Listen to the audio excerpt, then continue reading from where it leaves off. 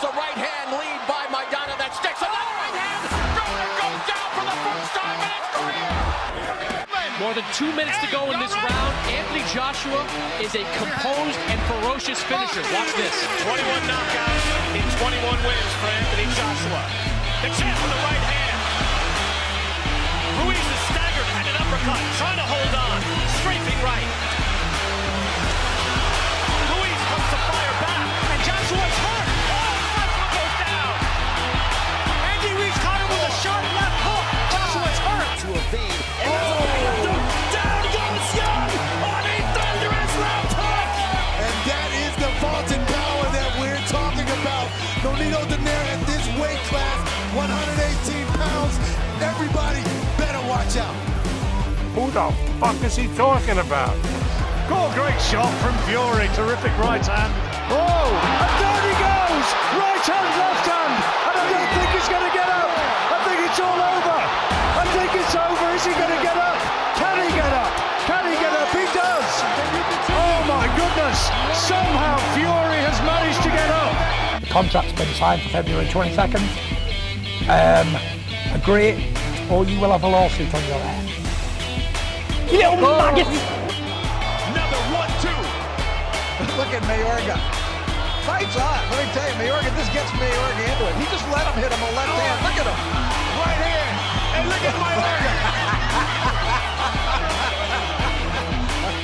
Oh, wait a minute. Wonder hip Brazil so hard. They are feeling it in Brazil. Mamma mia. What a KO. He clearly landed more power shots. And if Triple G didn't have the chin of God, he would have been knocked the fuck out. I tell you what, he could have knocked out a racehorse with that left hook. Right hand up one, and he has to come behind the jab, you know, to get close. Oh! One punch knockdown. One shot by the young star. This fight is over. Fantastic fitness levels here from Lewis Whitson here in his last round. Bowman, fiery shot. That's it. 15-12 combination from Buckwood Davies. Terrific action in the last round, just like there was in the first three. I feel like you just fucking me with no Vaseline. Any of you radio personalities think you want smoke? Call me Mr. Chimney. I want smoke. Yes. What is up? What is up, MCR family? Another daily edition of the show live on YouTube, podcast from iTunes, Spotify, radio, etc. I'm Matt, the Hipster Hunter. Going to be talking all things boxing today. Anthony Joshua's two mandatories being called. Terrence Crawford's purse and overall the person information for the card being announced. And, man, he's making a lot of money. Plus, what is next for Terrence Crawford? A lot of Bob Arum interviews out there that we're going to dissect and discuss. Just a lot of news out there. Andrade, Keeler, the Farmer Diaz fight, all announced with Andrade being the main event. Why? I don't understand. But we're going to get into that. I'm going to rant about it later. But a lot to get into on today's show. And I'm joined, as usual on these shows, by the one and only Gary in Dallas. Gary, how are you, man? So I just got to thinking, me and Matt were having a debate in the green room when he was playing Jay-Z. Mm-hmm. Who's better, Jay-Z or the DOC? And it dawned on me that Jay-Z, and I don't know if anyone's going to get this reference, but it is the Frank Gore of hip-hop, right? Like, Frank Gore is a running back who's like 38 years old, and he's like starting to pass names on the rushing list like Curtis Martin and Barry Sanders. Like, he's not better than any of those guys. He's just been around forever. That's not true. That's Jay-Z.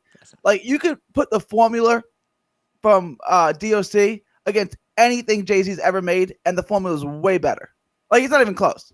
Like, but Jay-Z just has been around for 20 years now. So, like, his catalog, it's Frank Gore. He's just starting to pass names because he's been around forever. He's not better than those people. Gary, me and Anthony Walker, regular contributor to more of our MMA content for the show. He has been talking to me about doing a hip hop of the decade show, and I just gotta say, Gary, I think you're gonna be triggered by a lot of that. Can we agree that the '90s had the best hip hop? Oh, of course. I mean, like, '90s would probably be the golden age of hip hop. I think it's more '80s. I mean, DOC was around the '90s, but it was more '80s. But Oh my This God. is the worst decade, for sure. The hot takes in the chat right now. First off, 92 Akusa saying, who is DOC? Oh my God.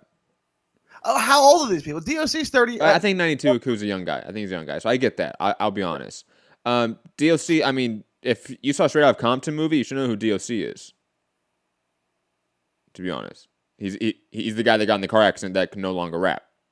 I'm surprised that Matt doesn't have more love for the West Coast rappers.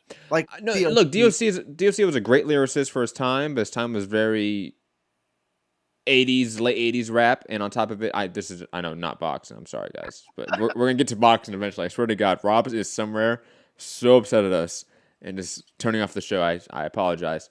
But DOC obviously didn't have the longevity due to his accident, so we don't know what he could have been long term. While Jay-Z came out in the late 90s, also golden age of hip hop, Reasonable Doubt, classic, and I would say had a career of going on now 30 years of almost straight classic after classic after classic. Like Dynasty, Black Album, Blueprint, 444, you know.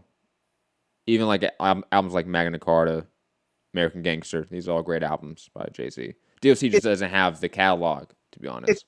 But I would also say DOC's style of rap was not anywhere that was the evolved version of rap that we got in the late 90s. But you had the Dre beat, the heavy drum beat. Yeah. And then his flow.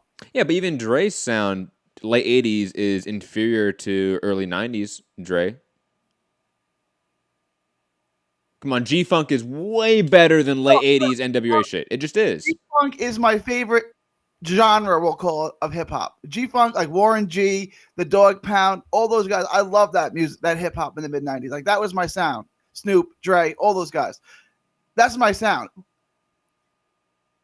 Yeah, you're right. No, you're right. The mid-90s Dre is better. It's better. It is. Like, if DOC was able to rap when obviously like a Chronic came out and that era of rap, and if he was able to rap really with like Snoop Dogg, I think DOC would have had a run that we could maybe talk about, but he didn't. It's unfortunate, man. It's really unfortunate. But digressing, Gary, let's get into some boxing. And guys, this is sort of a casual Friday show. Like, we do have topics to get to, but they're just like topics. I'll be honest. Like, there's not like a huge hard-hitting topic out there, but that means that we are far more willing to take topics and questions from you guys in the chat. So drop any question or topic in the chat. And please, just for my sake, guys, I don't care about this, put in all caps. Because I'll be able to see it more. I know people don't like doing all caps, but please, all caps. It just makes it easier to see. Rob question, what the fuck is happening? Dude, blame Gary, okay? I apologize, okay? But digressing, let's get to some boxing news. Sir Anthony Joshua, even though he's not knighted yet. I don't think he is. No, he's not knighted. Anthony Joshua has competing mandatory defenses, obviously, from orders from both the WBO and the IBF. Well, Gary, I think we knew this was going to happen, and I think this is one of those stories that is significant because it's Anthony Joshua, one of the biggest stars in the sport. Him most likely having to be stripped of a belt in the next month or so is huge news because it's the heavyweight division, and the heavyweight division is booming right now. But it's also a story that I think we as a community and industry have known for some time is going to happen, and B, we kind of knew what their plan was for a long time. Like, Matchroom showed their hand very early in terms of what they were planning, and that is Joshua defending against Pulev, keeping the IBF, and then we have an Usyk-Chisora vacant title fight for the WBO, which is an in-house Matchroom fight. You can have a unification second half or summertime of 2020 for that fight, for those fights, and you get your title back if you're AJ. And you're right back to square one. And you sort of create more matchups, create unifications when they don't exist in-house. And nothing from the reporting from anything that we see so far shows anything different. That they're thinking about Joshua Usyk next instead. That doesn't seem likely. It just seems like the route that Matchroom said from a long time ago is what it is. And it's not a bad route. I don't think it's an inferior route for the heavyweight division. I think it just, again, is what it is. You have Wilder Fury 2 happening and potentially Wilder Fury 3. And AJ has to fight 2 times a year. And I'm okay if this is the route they take. Gary, your thoughts on Anthony Joshua's heavyweight decision here? It's unfortunate that he has to give up a belt, right? I think if he wanted to fight 3 times in a year, but he's not going to do that, they would let that he could work it out with the organizations. Like, I'll fight. The IBF is usually the nastiest, so I'll fight the IBF mandatory, which is Pulev, in March, and then I'll come back in June and fight the I think they would let him do that, but he doesn't. He's not going to do that. He's not going to fight 3 times in a year. And it's just unfortunate that like the sanctioning bodies can't have legitimate ratings, so that like the best non-champions ranked number 1. Like it used to be. Like Holyfield was ranked number 1 across the board. Riddick Bowe was ranked number 1 across the board. Tyson was ranked number 1 across the board, and then he can pick, and then he's still ranked number 1 by the other organizations, so they can go fight that champion. But now, I mean, in whose mind is Kubrat Pulev the best non-champion in the sport? I mean, he's obviously not. Top 15 guy. Top 15 guy. Not but best guy without a belt. No. All right, that's Fury, and then we could say White, and then go from there. Ortiz maybe, Ortiz, but he's just got a title shot, so I wouldn't. But again, yeah, agreed. Yeah.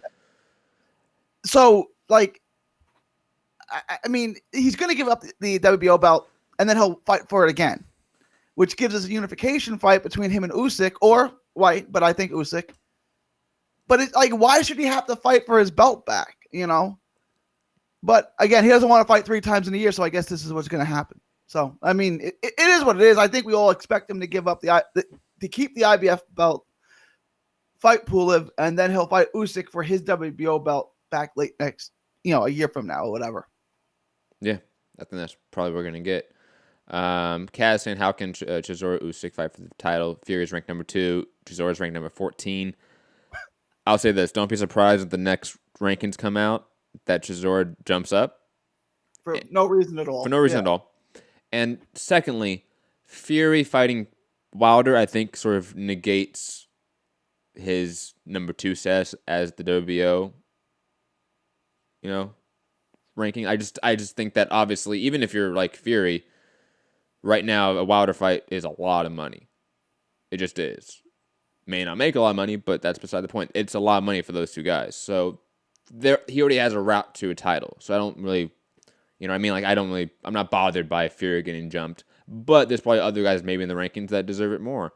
But I know Dylan White forgoed his WBO status as well, I want to say, for a WBC mandatory. Then he obviously popped for Diana Ball. But digressing from that point, I do think it's rather unfortunate that we can't get these sanctioning bodies working a little bit, more in concert together.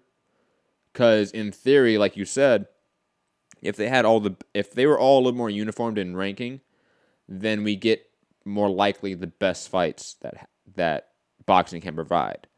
The reason why we get so many bad mandatory fights is because all these rankings, all these sanctioning body rankings are drastically different. Look at Triple G Zamarata being lined up for a vacant belt, for the IBF belt that Triple G won. Like, that has no relevance in it, but Zamarata has paid for somehow in the ranking scheme, as we're going to call it, to become a mandatory.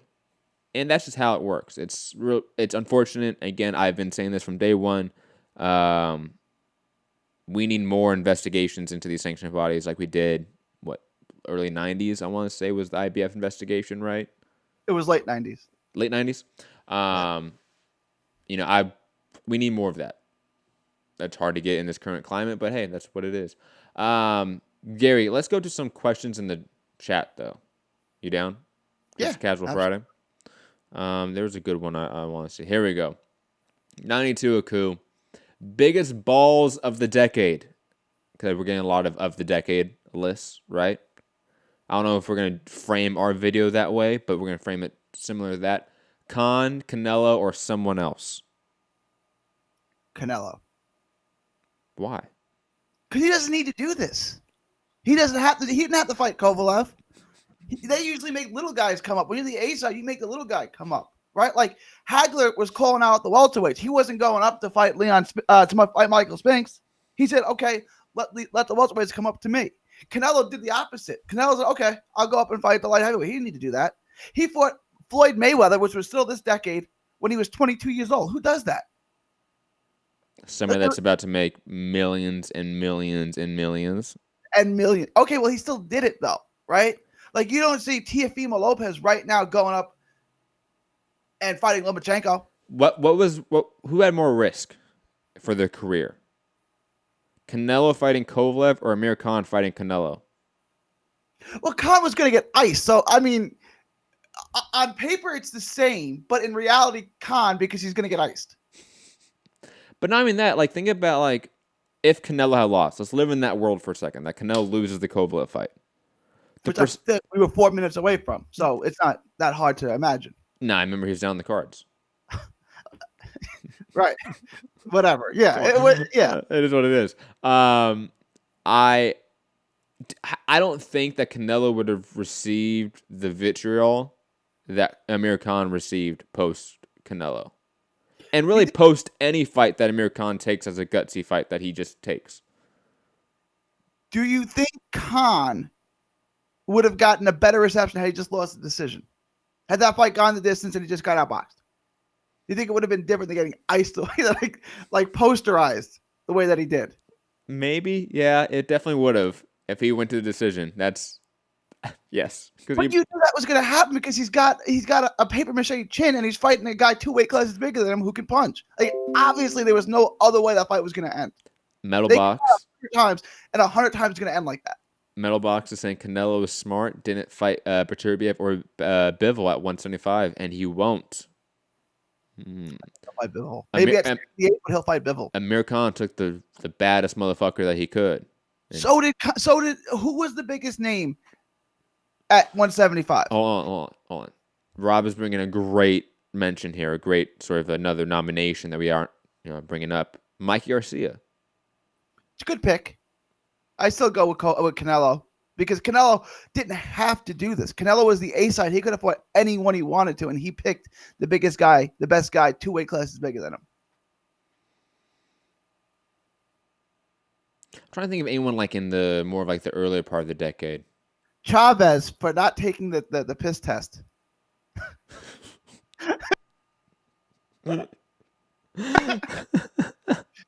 Isn't he suing Nevada too? Yeah, Nevada is now moving the case to federal court. Check out our video put on the channel. It was great. You guys, I mean, Canelo it seems like the easy pick because like you add in the Laura fight, add in Mayweather at 22 or 21 years old.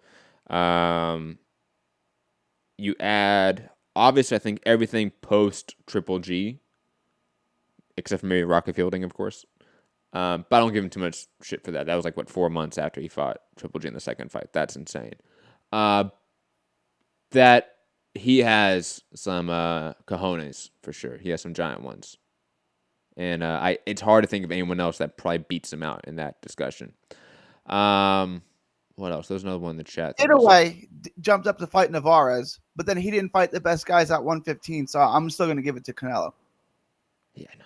And Navarez isn't a puncher. Like, Navarez is great, but Navarez wasn't going to ice Inoue, even though Inoue was a lot smaller. Look, I'm an Inoue fan, but come on. The guy avoided all the top competition at 115. He did. It's okay to say that. He's still a pound-for-pound fighter, top fighter, but he avoided competition. It happens. Though part of that was obviously Rungvisai knocking out. The fights weren't made. I mean, the Rungvisai fight wasn't made, but he moved up to 118 to fight in the tournament. And then the other fight was Chocolatito, and Chocolatito got knocked out. No, of course, 118 has largely absolved him of avoiding the guys at 115. It has. But not fighting Estrada, not fighting Rungvisai, not fighting Gonzalez, not fighting Yafe, not fighting Yancajas. Those were all relevant names before he moved up. Those were all guys that had belts or were getting belts when he moved up. Quadras even at the time. Like, there was names that he could fight at 115 that were legitimately great fights that he just didn't take.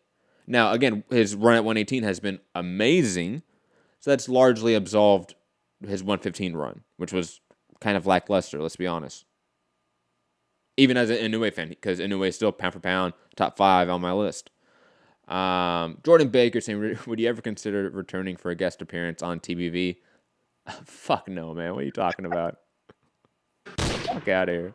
I wanted to add one more name, make a case for the biggest balls as Bernard Hopkins. He was fighting hitters, the biggest hitters in the division when he was 50 years old. Yeah, I give some respect to B-Hop for sure. Kovalev, Joe Smith Jr. And then, yeah. God, those guys can crack. What other fights that he had in the Tavares Cloud, they put Pascal twice. Trying to remember what it was all in this decade. That's the issue. I'm trying to remember what was like 2010 or 2009. The first Pascal fight was in 2010. So everything, the two Pascal fights. Yeah, B-Hop's on the list. Yeah. B-Hop's on the list because of his age, man. Like, there was no reason to do that. Who does that at 46 years old and then 47, 48, 49, and 50? Like, who does that?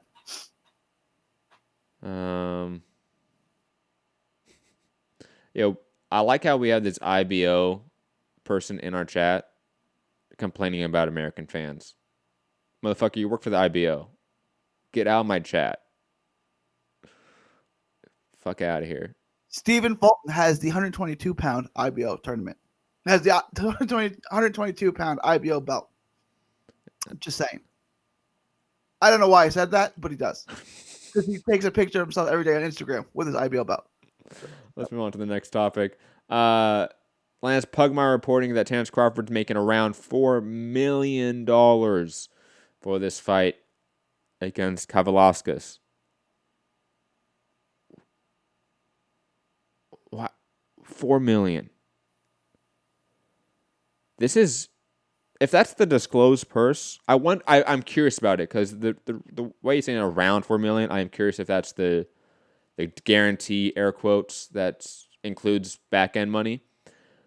Because if that's his disclosed purse, that's an insane amount for a guy that failed in pay-per-view time and time again, while being a good TV draw, failed in pay-per-view time and time again, does not draw at the gate.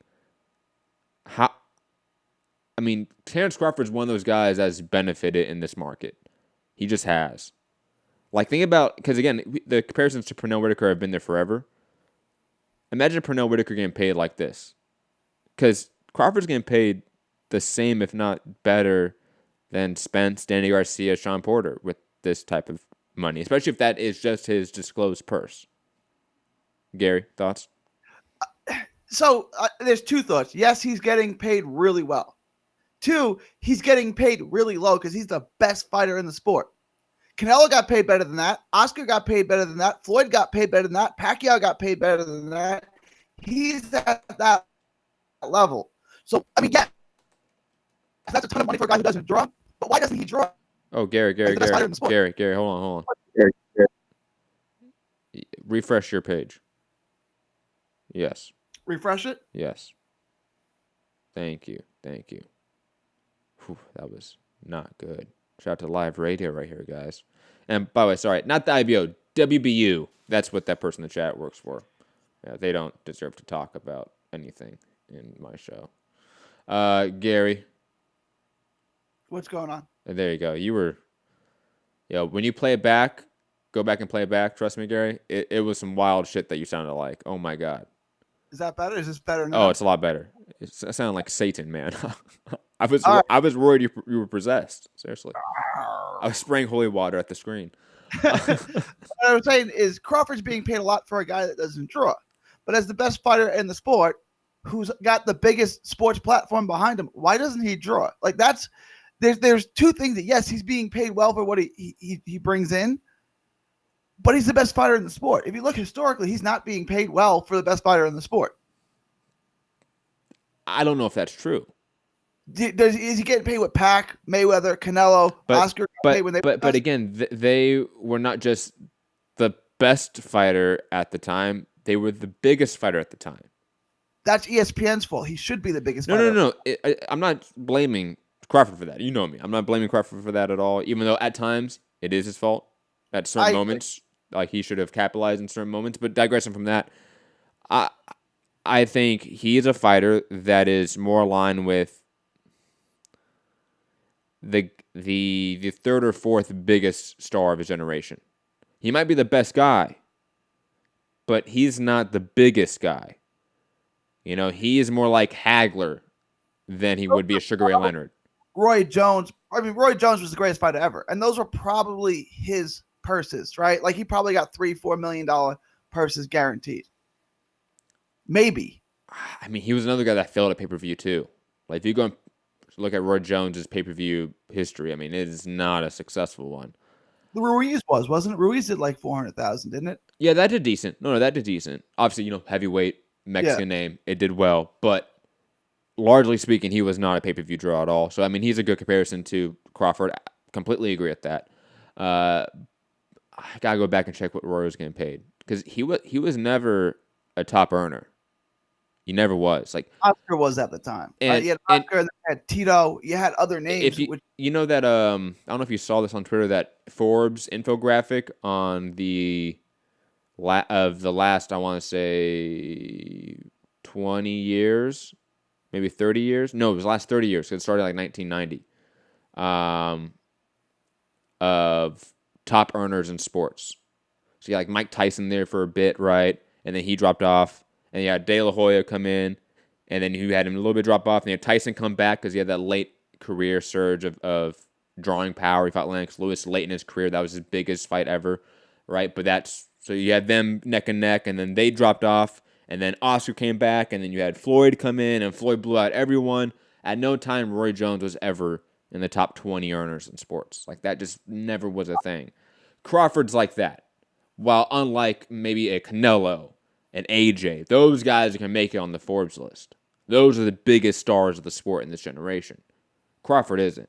He's maybe the 5th biggest star. Right? I mean, that's probably being generous. I mean, Keith Thurman's probably a bigger star than Terrence Crawford. He probably is, just because, like... No, you're probably right. No, you're right. Brighter. I mean, he probably is. No, you're probably right about that. See, that's what I'm saying. Like, it's not that Crawford's pay is undervalued because of his talent. It's overvalued because of his drawing power, and that's the issue here. Not really an issue. I'm just saying that's what it is. Like, that's just a fact. It's not really an issue. It's the way the market is right now. You have a lot of guys that are getting overpaid right now. Even the best of all, not the best of all time, but the best of his generation, maybe in Terrence Crawford, he's getting overpaid comparative to his drawing power. That's just the way it is right now in the market. But digressing. 6 for the Kovalev fights. What was that? Didn't Ward get $6 million for the Kovalev fights? That might have not been the disclosed purse, though. I feel like he got 6, and people were unhappy because on the first pay-per-view, at least, he had to be paid out of pocket. Yes. Same with Miguel Cotto, because remember, they both got the Rock Nation deal. Yeah. That was a great time. More Crawford topics. Let's get to it. Crawford out there saying, I don't believe Loma and Canelo have passed me on the pound-for-pound list. This is Crawford right now. I'm very feel. But like emotional feel, because obviously he doesn't like these other guys being argued or being talked about being above him. Now look, if we're just being honest here, Loma has a better resume than Terrence Crawford at this point in time, even though he has an L and Crawford doesn't. He has better wins. Canelo has a better resume for sure at this point in time. Better accolades, he just does. I understand the chip on Crawford's shoulder. I understand why he is out there in the media saying these things, because he can't, I think, be out there in the media acting from a position of being inferior. He has to come out there and act like he's the biggest star. He has to come out there and say, like, these PBC guys need me. I'm the best pound-for-pound guy, not Canelo, not Loma. I am. He has to say that. I get it. But it's just not reality. And I hope that he is at least behind the scenes aware of that and is trying to work towards actually being better than these guys. You know what I'm saying? Because I understand from a public perspective not admitting the fact that he's not pound for pound above these guys. It's not true. So here's how you look at it, right? There's two ways to look at it. Who do I think is the best boxer? Like, if I had to put my money on, I said that guy's got the best skills. It's Terrence Crawford. But you say who has the best resume?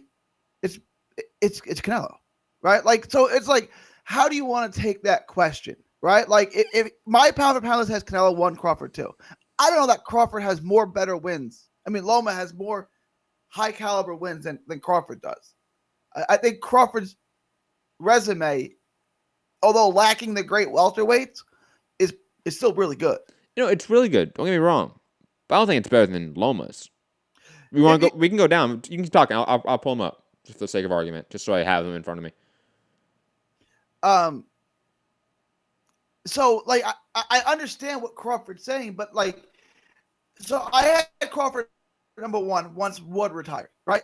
So then like, if you're of my mentality, you can't lose that number 1 pound for pound spot for winning. So as long as you keep winning, you keep that spot. But then what Canelo did by jumping up 2 weight classes and beating Kovalev, well, I had to amend that theory, because how do you not put Canelo at number 1 after he just did that? Right? Like, if Crawford went up to 160 and iced Triple G, I would then put up him at number 1. I'd have to, right? But until he does that, then now Canelo goes number 1 for having the balls to go do that. Right? If Crawford went up to 160 and knocked out Triple G, that might change things in your perspective, right?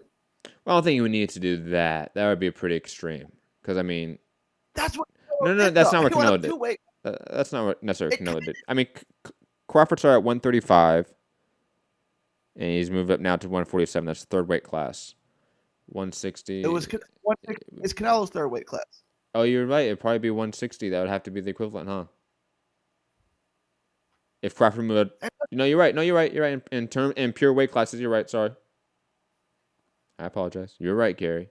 But I have their records up. Okay, I'm going to go through Loma's notable names, and then let's go through Crawford's notable names.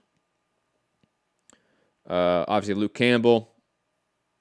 Do I need to mention Corolla as a notable name? No. Fighter. I mean, it's a good win.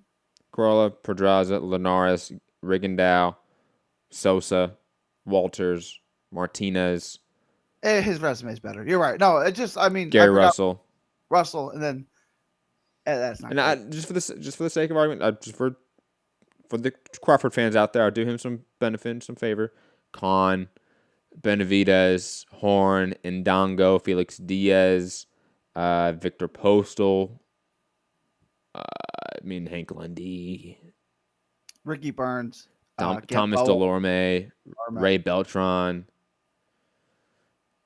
Klimov. I mean, it's a good resume. It's a really good resume. Victor Postal. I want to make sure I mention him. It's Gamboa, Burns, Khan, Postal. Postal's probably the best one. And Dongo's a good win too. But those names are really good names. They just don't carry the luster that other names do with American fight fans. Like, Postal's a really good win. I don't even think it's that. I just think that there are names on Loma's record that's just clearly better. Like, what's his best win, would you say? Campbell, Linares, or Russell? I'm going to put an asterisk by Rigo because he was 2 weight classes smaller. I picked Rigo, but let's put that to the side. But, I mean, look, I think Campbell's a better lightweight than what Gamboa was at the time. I think even Pedraza is a better lightweight than what Gamboa was at the time. Linares is a better lightweight than what Gamboa was at the time. You can make that argument. And Russell's the best fighter on either list. Yeah. So it's when you go down through it like that, although I think there are more good names on Crawford's list, he also is older and has more fights. But you're right. And in terms of pure boxing, like eye test, skill to skill, Loma is there with Crawford in every way. He doesn't have the power. Maybe not really, but he has pop, especially in the lower weight classes. He has power, but he gets knockouts, right? It's like everyone said Ali wasn't a good puncher. Well, he knocked everybody out. I mean, Loma has a lot of knockouts. So yeah, he does. He does. I like to hate on his power, but it's really he gets knockouts, so it can't be bad, right? And also, because there's an argument here, it does mean there's a margin of discrepancy here, not really a wide girth of discrepancy between these two in terms of resume, talent level. There is an argument. Like, you can make the argument maybe that Crawford's better. can make the argument with the resume that maybe it's better than Loma. I just don't see it. I can't co-sign that argument. I can see how someone can make it. I can't make that argument. Put it 2, pound for pound. Loma? I got to check my pound for pound list. We did this before, right? Yeah, I got Crawford 2, Loma 3. Usyk is high too. Usyk is fine. Inouye's high now. I feel Usyk can't get ahead of any of those other 4 names until he wins a belt at heavyweight. I think Usyk was at 5 for me, and I want to say either it was. I might have done this. I might have done Canelo, Loma, Inoue, Crawford to piss off some people. You know me. That's what I do. But digressing from that, per Bob Arum, Sean Porter is the quote next fight on his radar. And to the effect that he thinks that Sean Porter just doesn't have a fight lined up, that Pacquiao's not going to pick him to fight. Obviously, he just fought Spence. Porter's the guy that doesn't have a fight lined up. Why not fight that guy? Let's make that fight. That's a great fight. Let's do that fight. No, I think it's a fantastic fight. I think it's a fight that makes the most sense. I do know that there's a friendship between the two from the amateur days. That's been a little bit of an issue, apparently, to make this fight in the past. Get over that, please. Yeah, but it's a pay-per-view fight that will do big numbers. I say it does close to 400, 350 at least. It'll do what the Spence number did because everyone knows Porter now because of that fight. There's not a small minority of people who think that Porter won that fight. I originally scored it for Porter. I watched it again and I scored it for Spence. But Porter accounted for himself really well in that fight, and he puts himself in that conversation of the PBC welterweights, right? So I think that fight does as well as the Spence fight did, which did what, 350, 375? Somewhere around that, I want to say. I think it does around that number. And plus, I do think there's an audience there for a Crawford pay-per-view, so to speak, or a Crawford big fight. Take out pay-per-view if you want. I just think that his last pay-per-view / big fight, Amir Khan, wasn't that. Like, the casual U.S. boxing audience doesn't care about that matchup, didn't care about it. A Porter fight, they would care about. Trust me. Like, I was listening to a music podcast the other day, the Joe Budden podcast. Big fan of it, obviously. And Royce the 5'9" was on the show, and he was talking about his favorite boxer, Brett Crawford. Mentioned Spence, mentioned, Wilder, mentioned other names, but he said Crawford. And he had no idea who he was fighting this weekend. He was like, I know Crawford's fighting this weekend. I have no idea who he's fighting. But that's my guy, my favorite fighter. I guess I got to watch it. And this is a shame, though, that he's fighting guys like Kavaliakis and Amir Khan. And, Benavidez is a good fighter. But Benavidez had done nothing to warrant himself getting a fight at the best fighter in the sport, right? He hadn't done anything to earn that fight. It's this is a shame that these are the guys he's relegated to fighting. But the Porter fight is a great fight for 2 reasons. It's a great fight because it's a great fight, and it's a great fight because it shows PBC and ESPN working together.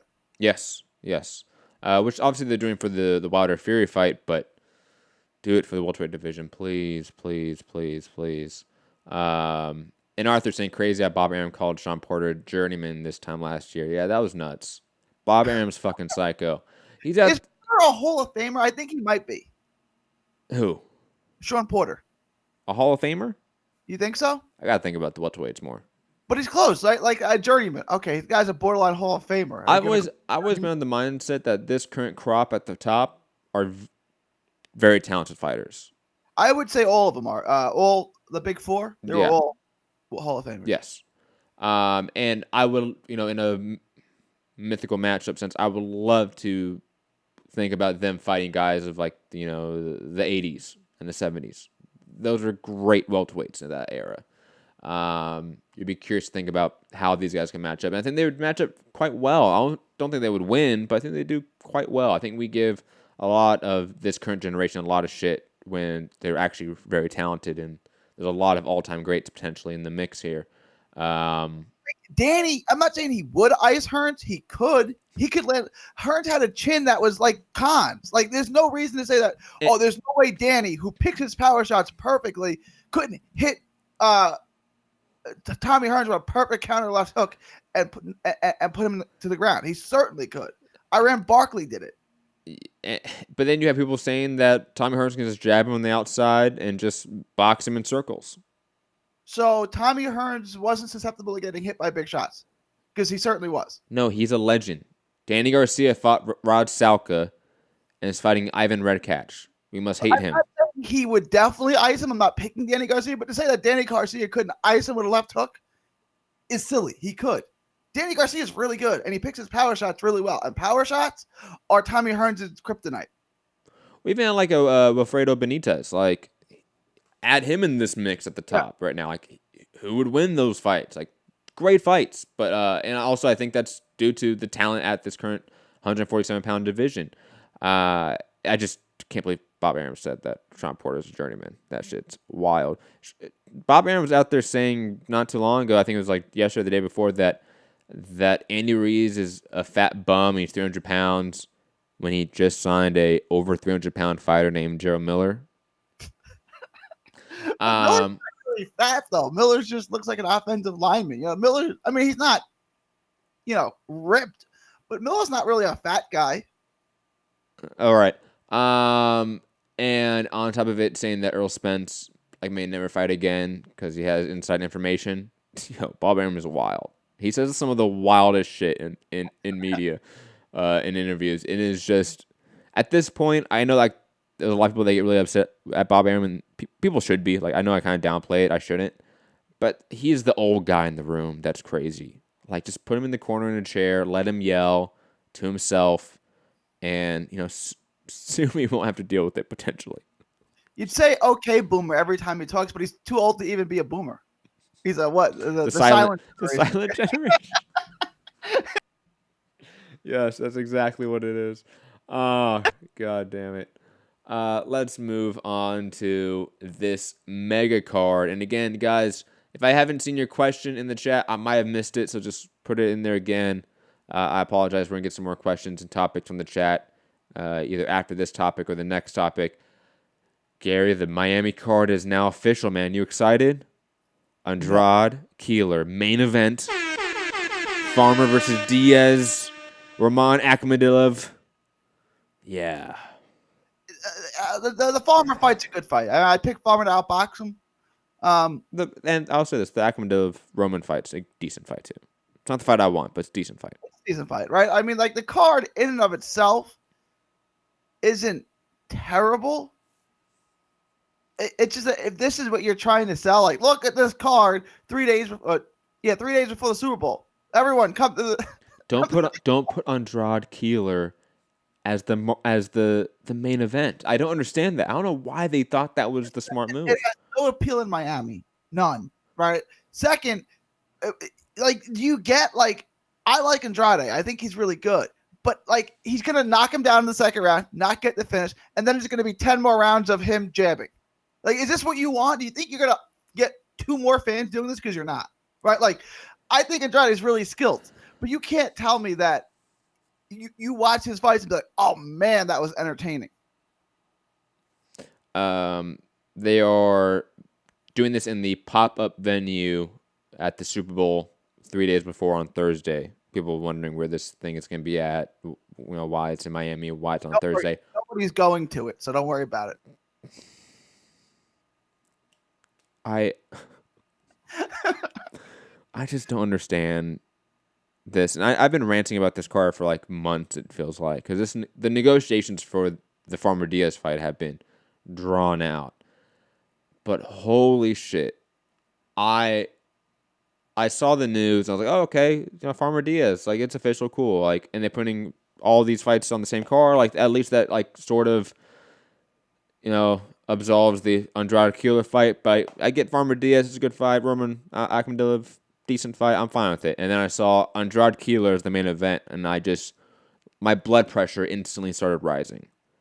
Because that is what we've been talking about recently in the last couple of weeks, Gary, about promoting in the modern age, just missing the point. time and time again, like just missing the ball. And I don't know how they can keep doing this. I don't understand. How many tickets? I mean, I don't know what the venue holds. 3,000 tickets? I mean, what do you think they sell? It was a pop-up. They're building it. It's an outdoor venue. It's one they're building just for this week. So I don't think it's going to be a big venue. I'm expecting maybe 3,000 tops. I'm not expecting anything significant here. I expect StubHub vibe. It would have put a big name on it or a fun fighter. Maybe you could have sold some tickets to people who are down there for the Super Bowl. But a lot of comps. Andrade? Like that's your rabbit in a hot hat. That's going to draw all these new fans in. Like, look what I have. Demetrius Andrade. Don't you want to come see Andrade fight? Especially when Farmer Diaz is just the better sounding fight, the better fight. Like I just don't. I don't get it. I don't get it. He should have put Jacobs on that card. That should have been the Jacobs card. Like Jacobs versus Rosado. Rosado's a. Can we call it Rosado yet? Are we still saying Chavez? Are we still playing this game? Yes, we're playing the game. Obviously. Okay. Well, Chavez is a name, right? People know Chavez. You could probably sell tickets. It's a legend's son. And Jacobs, people know Jacobs now. People like Jacobs. Jacobs is an affable guy. He's got, he arguably beat Triple G. He fought Canelo in a fight everybody watched. So they know who that is. He's a fun fighter with a great backstory. Jacobs, that would have been a good fight to put there if you were going to put a fight there at all. This fight, I mean, come on. And Gabe Rosado's a blood and guts warrior. You just put watching Gabe is like watching, Rocky. It's like, okay, all of his fights are fun. I know we're still doing the Chavez thing. I get that. But oh my God. And I was arguing with somebody in the comment section the other day, and it lasted several days, this argument of this person ranting how the VADA official did not present proper identification to Chavez. And I literally showed him the article, link, quote, everything of where it says Matchroom lawyers were telling Chavez, take the fucking bloody test. And he didn't take the test. So it's just, I can't wait for that story to be over with, the Jacobs Chavez one. But you're right. They should system that he didn't want to take that test, because if it was just they weren't testing for that, right? So no, they weren't. What was in your system, right? Because they're gonna treat it as a guilty test, as a positive test anyway. So what was in it? Was it blow? Were you doing blow, or was it a performance enhancing drug? What was in your system? Chavez is definitely a guy that loves blow. Yeah, we just know that. But digress, I do agree with the point that if they consolidated those two cards, and a lot of the UK names that we've been hearing, like Josh Kelly, Liam Smith, and others for the Phoenix card, just put them in the UK. Stop putting these UK names in Mulvane, Kansas, or Phoenix, Arizona. Stop. Eddie's trying to sell them on both sides of the Atlantic, so they're interchangeable. But I mean, Josh Kelly has a home. Josh Kelly has a fan base. It's just not in the U.S., and nor will it ever be. And it's not even that. If you're gonna try to make someone a cross-Atlantic star, you don't put him in Phoenix, fucking Arizona. Jesus Christ, man. Does Eddie not know the map, what the map of the U.S. looks like and what the big cities are? I don't get it. Don't understand. Although Phoenix is a fun city, if you go there, everyone who lives there is 22. So if you're a guy and single and you're looking, Phoenix is a good city to go to. Yeah, I guess, but it's also 115 degrees year round. There's that. I mean, that's miserable, guys. It's literally the desert and worse than Vegas. Moving on though, let's talk about this Fortuna. As my dog is trying to approach me, just relax there, dog. The WBC have now named Devin Haney a champion in recess due to his injury, and have now ordered the Fortuna Campbell fight for the vacant WBC belt. So now, guys, we have and this is per Jake Donovan and all of his reporting, we have a franchise champion in the WBC in Lomachenko. We now have a champion in recess in Devin Haney. And now we have a vacant title fight with Javier Fortuna and Luke Campbell, who just lost the title fight for the WBC with Lomachenko. Gary, walk me off the ledge here, please. It's a good fight. I'll get two things. Would you rather have Campbell, just as a fan, forget who deserves it. Would you rather have Fortuna versus Haney or Campbell versus Haney? Well, of course, Campbell versus Haney. Okay. That's a good fight. I would rather have that fight too. Is Campbell versus Fortuna a decent matchup? Yes. Okay. So you're going to get a good fight there. And then you're going to get a better fight, Campbell versus Haney, than you would have gotten just Fortuna versus Haney. You think second half of 2020 we get Haney, Campbell. Haney comes back from the injury, November, October sometime, whenever it is. I know it's a shoulder injury and surgery, which does take some time to recover from. I don't know, Arthur in the chat saying how long is Haney out. I don't know the extent of his injury, to be honest. But if it's anything of like the surgery I had on my shoulder, he's out for a good 9 months to a year. Shoulder surgery is pain in the ass. Yeah. Because the amount of movement in your shoulder, because think about the movement in your shoulder compared to like a thumb joint or like your knee or your foot, whatever it may be. The movement for your shoulder takes a lot of time to get back. But digressing from that point. That's why pitchers are out for a season, because it's always a shoulder injury, and then they get a shoulder and they're out for the season, right? A position player might be out for 6 weeks. A pitcher gets hurt, it's a shoulder, he's out for the season. I agree with all your points, because Campbell Fortuna is a decent fight. It is. And I'd rather have a Haney-Campbell fight than a Haney-Fortuna, especially, or Campbell-Fortuna, but that's not possible. However, the rubber stamping of belts that we're seeing right now with the WBC in this situation, it is so nauseating that I legit, it makes me hate the fight. Even though, like you said, the fight's not bad. It's a good fight, actually. Like, Fortuna Campbell's a decent match, especially Campbell off the loss. It makes a lot of sense, especially if the WBC was smart and just said, you know what, we already have a franchise champion. We have a champion that's injured. We don't need any more. It's an eliminator fight, because that's what it is in a sense anyways, right? It's an eliminator for Haney. You're just rubber stamping a fucking full belt attached to it. I just don't understand why they just didn't do that. We know why. It's money. It's a bigger sanctioning fee for a title fight. So I would just assume that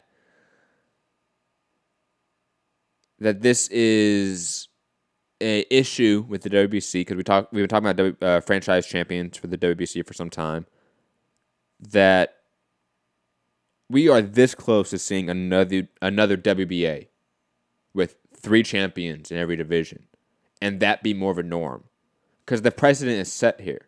Think about it. Like, it really is. Like, the levee's been broken. We have 3 champions potentially now in one division for the WBC, and all champions, in Mauricio Suleiman's words, are recognized as champions. What's going to stop him from doing that for every goddamn division when it becomes convenient to do so, like it did here? I don't get it. Again, I don't get why they just didn't make a Campbell Fortuna fight for an eliminator. It's the same thing. I don't get it. Gary, maybe Campbell would have taken it if it was an eliminator. Maybe he would have gotten a better fight elsewhere. But this is for a world title. Campbell's never had a world title. Okay, I want a world title. I'll take this fight. Fucking scab. Okay, like, not you, Gary, obviously, but like, honestly, at some point, because like there's only so much that media yelling at sanctioning bodies or fans yelling at sanctioning bodies actually accomplishes.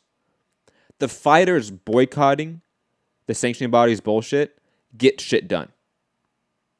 So if Campbell came out here and Fortuna, even though they're from different camps, different promoters, everything, and said, no, we're good. We're going to respect Haney's championship. And if fighters, some class solidarity here, reach out to each other. Come on, you have managers, you have PR agents, you guys can find each other's numbers and DM each other, whatever it is, and say, hey, out of respect for Haney, let's request the WBC to just make this an eliminator fight.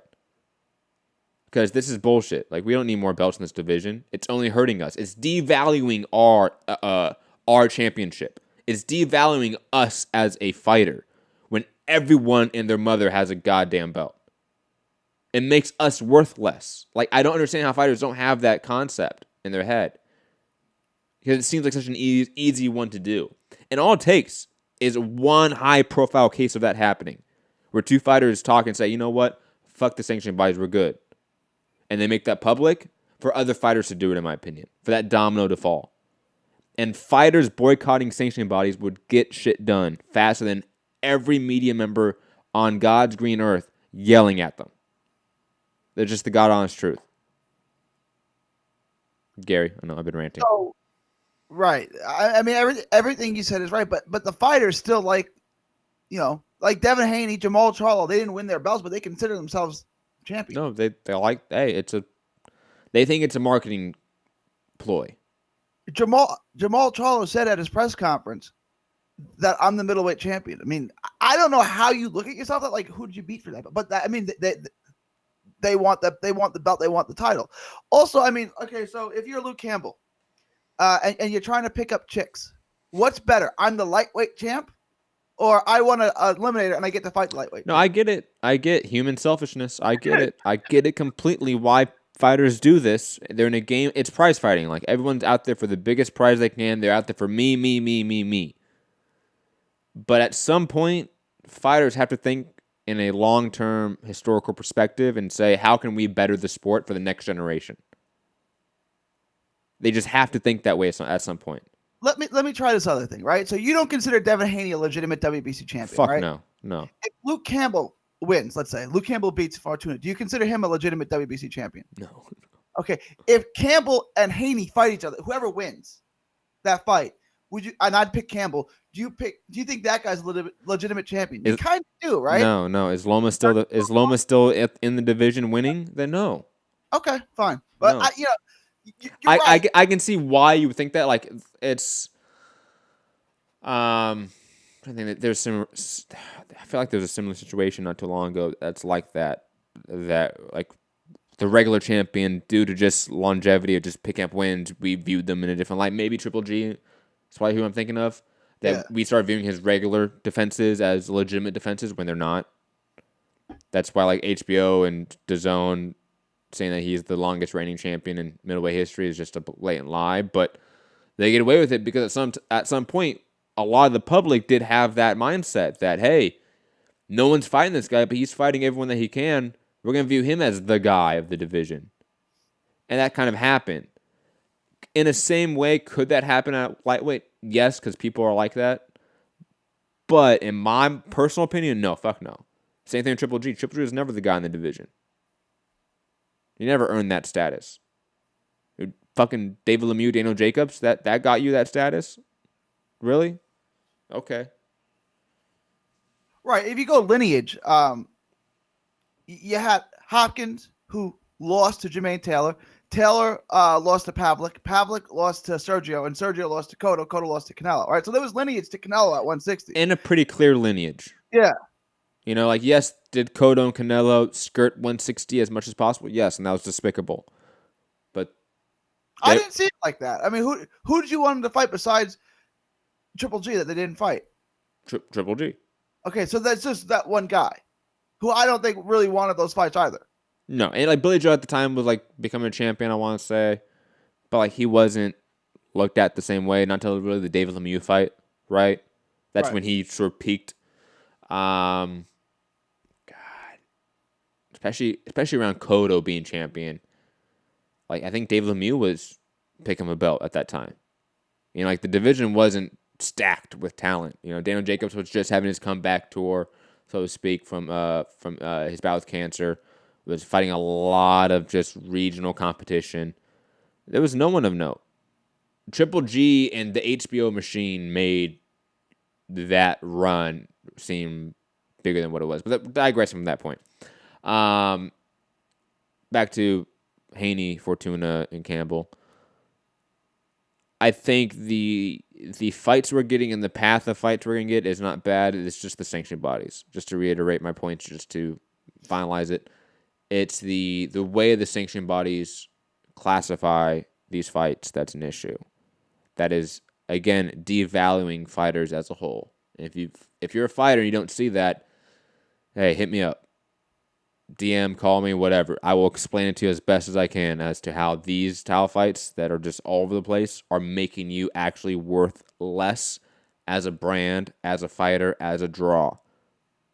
Again, real simple economics there. Gary, any other thoughts on the whole WBC drama here at lightweight? No, but I think you're right. Whenever it becomes convenient to do this, that WBC is going to do it, right? Because it's just more sanctioning fees. Yep. Agreed. And Jump to saying, so there is some validity to lineal champion. Yeah, when that lineal champion keeps fighting. I mean, the one you're referencing is Tyson Fury. Dude retired for 2.5 years. And other guys came in. That's why it's a little bit different. At no point did Cotto or Canelo retire from the sport. They just kind of skirted the 160-pound limit and made their own catchweight division for a period of time. But they were still fighting. They were still active in the sport. There's a little bit of a difference there, in my opinion. Gary, would you agree with that, or would you? Absolutely. Like, what are you going to be, champion emeritus forever? If you retire, Lennox Lewis retired, lineal champion.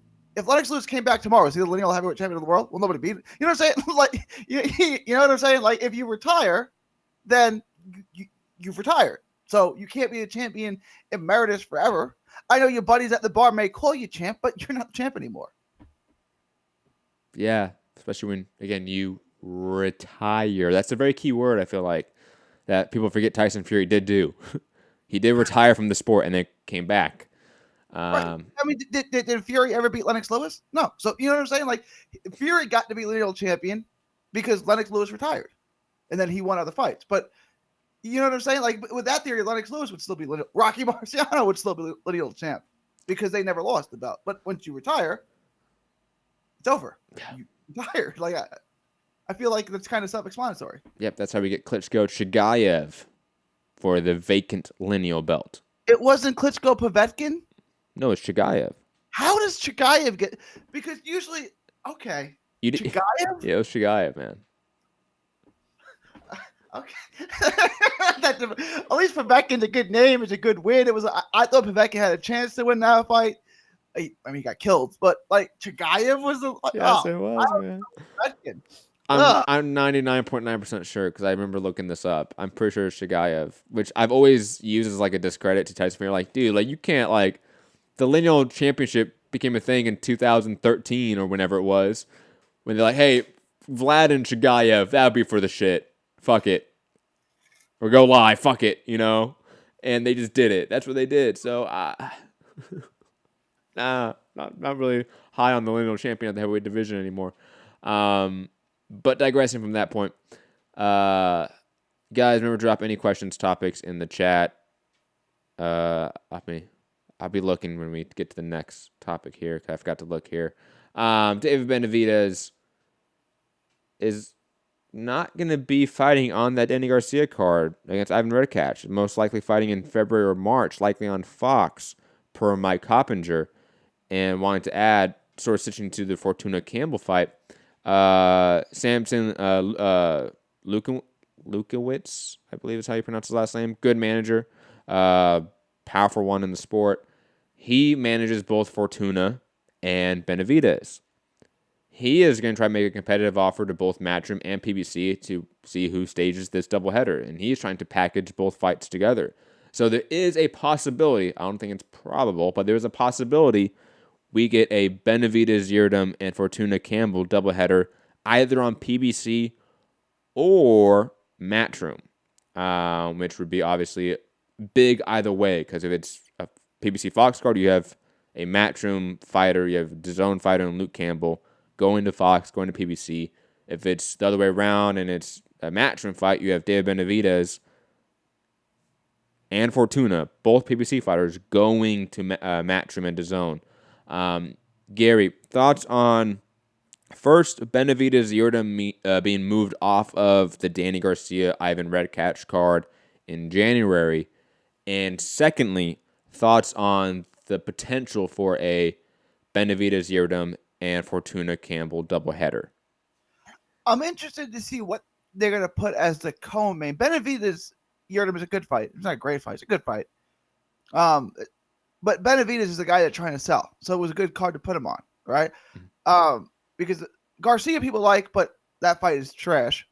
So I'm interested. If they have to put a good fight on that co-main, right?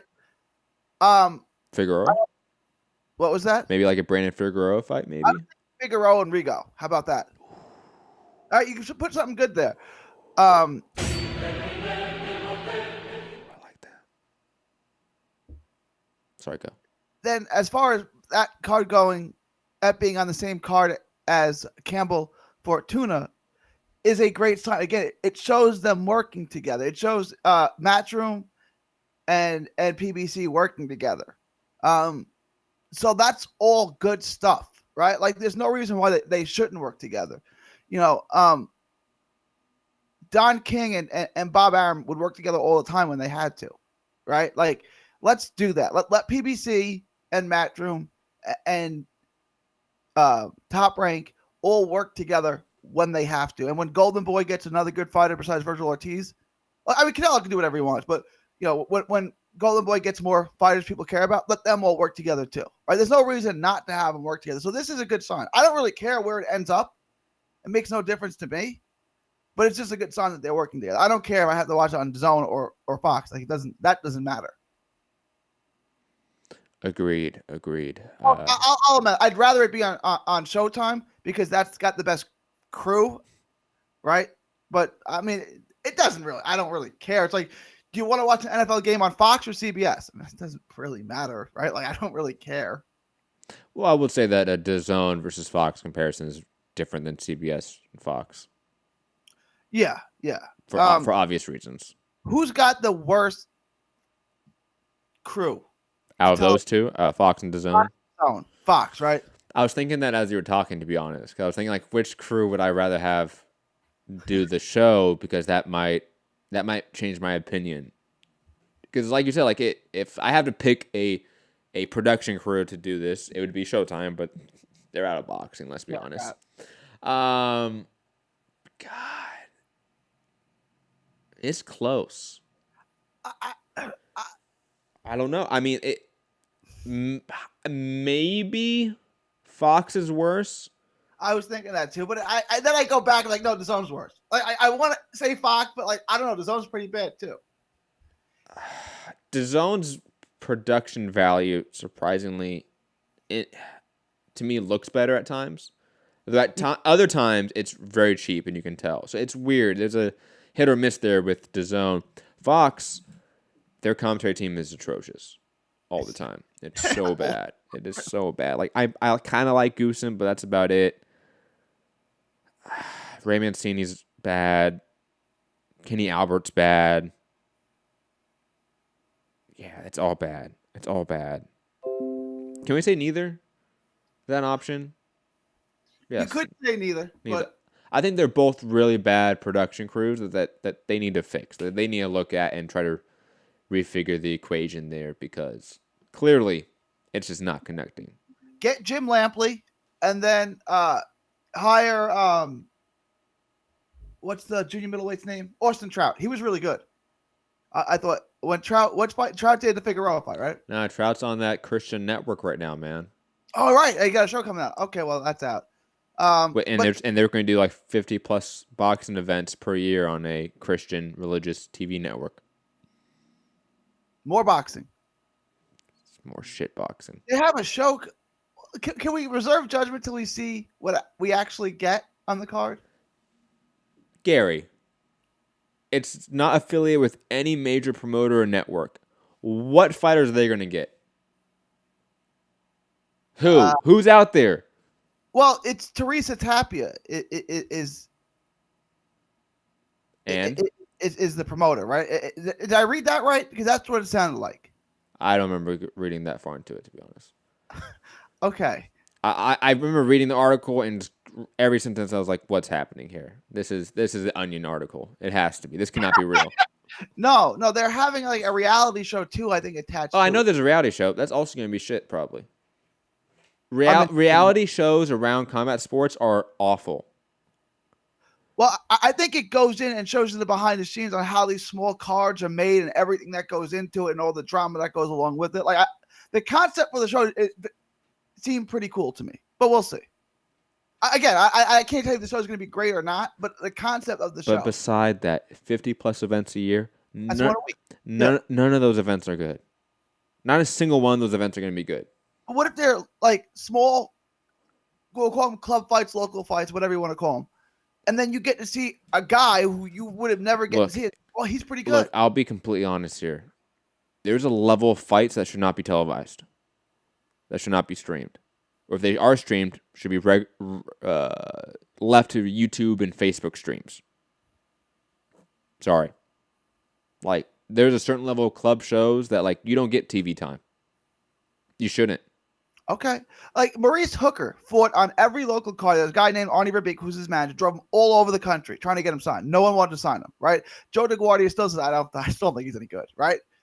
No one wanted to. He took him everywhere. He took him to New York to look at by Joe and Lou. Nobody wanted to sign him. He could have been on a card like that. People say, hey, you know what? That guy's pretty good. No. You know why? Because all those people you just mentioned aren't watching these cards.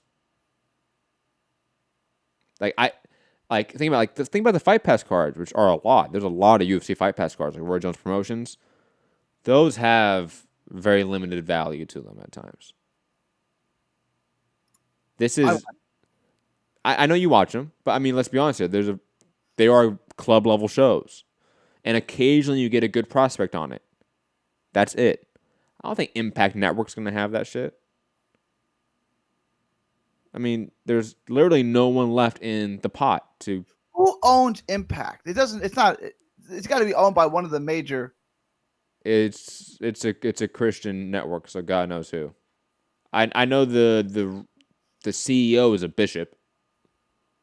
Oh, so it's privately owned. How does it? Okay. All right. Hey, I don't know, man. It just sounds bad. Channels are owned by Viacom or West, one of the major. I wouldn't be surprised if Viacom owns it. Viacom owns owns TV. Owns TV, man. Let's be honest here. Heath Farley in the chat saying, I like Sergio's commentary at least. It's getting better. I wouldn't say I like it. It's not as bad as it once was. Yes, definitely agree with that. No, they're all pretty bad. Let's just be honest about it, though. Moving on. Guess who's coming back in February? Your favorite welterweight, Gary. Kell Brook.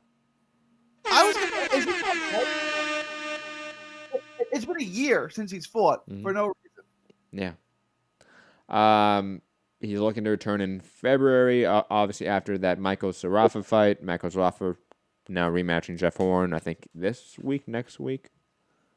Soon. I think the rematch is soon. I don't remember. I don't care. But anyways, Kell Brook is coming back in February, or that's what he's expected to do. Gary, thoughts on a Kell Brook comeback and what it could mean? It means that's who Virgil Ortiz is fighting in the middle of the year. You are very optimistic. He's going to take a little tune-up fight after his tune-up fight after his tune-up fight. So it's going to be 3 years of tune-up fights for him, right? Because he hasn't had a real fight since Spence. Spence. How long ago was that? 2016, 17? Sounds about 17. I think it's 2017. 17, something like that. Yeah, so 2 years. 2+ years, yeah. Yeah, going on 3. Going on 3. He'll get a win. He'll fight. I don't know. Humberto Soto. He'll get a win, and then he will fight Virgil Ortiz. Brandon Rios. Yeah. Maybe Brandon Rios. I don't know. But that's what's gonna happen. That's it's a good name. If Brook wins, well, he just beat an upstart, so he still got it. And it's the name that Virgil Ortiz needs on his resume in order to get the bigger names. So I think you're going to get Brook versus Ortiz in the middle, let's say the summer of 2020. So, I mean, look, I said Brook was going to be a world champion again a year ago. I retract that statement because he stopped fighting people. But when he beat, he just took another year off for no reason. But I think that's what you get. I think he's going to fight a tune-up fight for his third straight tune-up fight, and then he's going to fight Virgil Ortiz, which I think it's a career-changing fight for the winner. Yeah, I don't think that fight happens. And as Rob is saying, the unprofessional Virgil Ortiz, who missed weight on his first try, how dare he? He made it 15 minutes later. Crime to crime. Bernard Hopkins once missed weight. I think it was Tavares Cloud. He missed weight by a couple ounces, and then he came back. He said he had to move his bowels, and then he came back and he made weight. That does happen. It does happen. I don't blame anyone. Said that his scale back at home said he was on weight. He was half a pound under. He came over and he was surprised that the scale, he was a pound over. He sweated it off in 15 minutes. But you should make weight. Like, there's a scale there. You can weight check. Get there early. Make sure you're on weight. And, I agree with Rob. Be on weight. Like, be a professional. By the way, guys, if you want to call in, Skype Mix Combat Radio. Phone line's down again, so just Skype in if you want. Last topic, and then not even really a topic, just a mention. Then we're going to probably head out of here. So if you guys want any more boxing talk, drop another question or topic in the chat, and me and Gary will discuss or debate it. I tried looking for some other ones in the chat. Couldn't find anyone, so drop them in the chat now if you want. But there was a fight last night in Canada. Fedor Chudinov defeating Hassan Nadam via unanimous decision. And it looked pretty dominant. As well, there was a good prospect that's Olympian Christian, I'm going to get the last name wrong, Mobilis, I want to say, who went from 16-0 with 15 knockouts, now 17-0 with 16 knockouts. Check out his knockout. It's on my Twitter account, MattHunterMCR. I retweeted it, so just go on there and find it. The guy looks good. Going to be a good prospect out of Canada, it looks like. But anyways, Gary, any other things you want to talk about, man? Because it's sort of a casual Friday. We got Virgil Ortiz. Obviously fighting tonight against Brad Solomon. I saw someone say that it was a step-up fight, and I felt insulted. No, he's not better than Orozco. Or Herrera.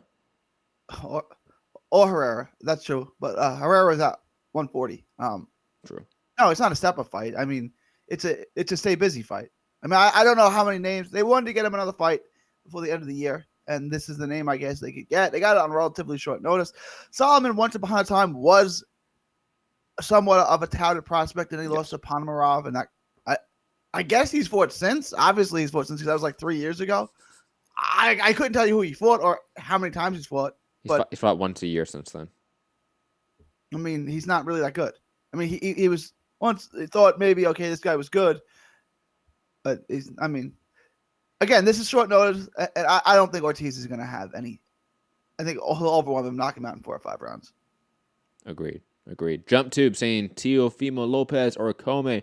Well, luckily, we have a video out on the channel right now that's just our prediction. So check that out, Jump Tube, if you want, and see my breakdown, Gary's breakdown, and Rob's breakdown as well of obviously the Crawford fight, what's next for him, and obviously Teofimo Lopez, Richard Kome, and all the other fights on the card, the Colin Nakatini fight, and everything else. Check it out.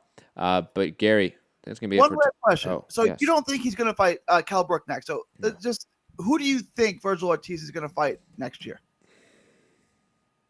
Like, who's his next fight?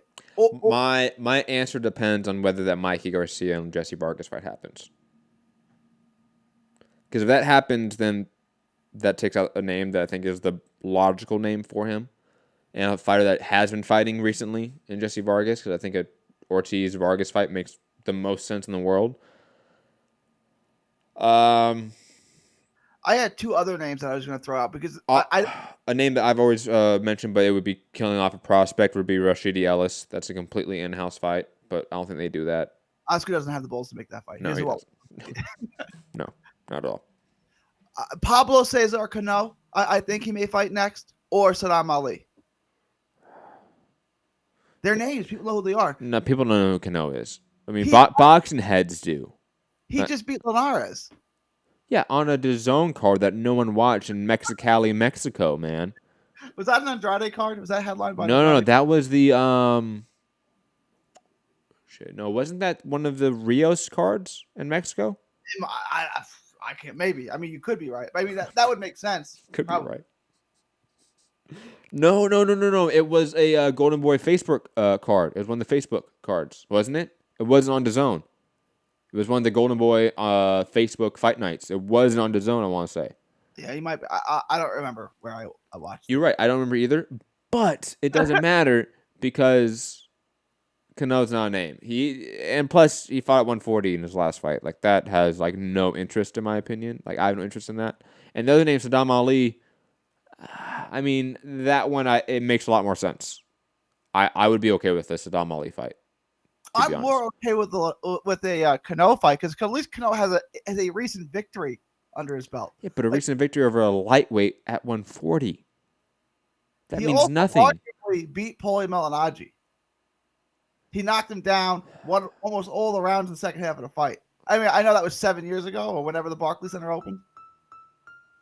We're heading out of here. I can't do this anymore, Gary. I can't do this anymore. Everyone, I hope you guys had a great time watching the show. Hit the like button, share the show, subscribe, patreon.com/Mixed Combat Radio. Listen on podcast from on iTunes. Drop that 5-star review. What else? YouTube Premium members, you have an extra $2 in or free $2 from YouTube to give in super chat. So if you guys want, drop a super chat and support the channel. It's always appreciated. Or patreon.com/Mixed Combat Radio to help support the channel in any financial way.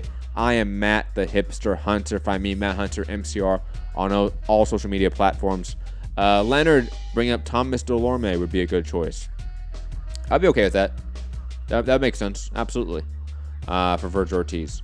What else is there for people out there listening? UFC 245 is tomorrow. Usman versus Covington. Amanda Nunes versus JDR. Max Holloway versus Alexander Volkanovski. Check out our featured channel playlist to see. It's right at the very top of our YouTube page. You won't miss it. Our UFC 245 breakdown and preview show with Matthew Wells, Anthony Walker, Benjamin Duffy, Jay Petrie, and Cole Shelton. Who else? What else? Obviously, Crawford Kavalauskas preview show. Like I said, there's a clip out from our preview show. That's just the preview talk. So if you don't want to watch the entire show, just the preview talk, there's a clip out on our channel right now. You can watch it and get me, Gary, and Rob's breakdown of obviously tomorrow and tonight's cards. But anyways, Gary, final thoughts. Let people know where to find you. You can find me at all forms at 3D Boxing, 3D Boxing blog, whatever floats your boat. Don't forget to watch the Virgil Ortiz. We need as many live eyes on that as possible. And settle that debate. The DOC or Jay-Z. If you're gonna answer Jay-Z, don't even bother answering. But if you're gonna say DOC, let us know. Practice to the world. God bless. Peace.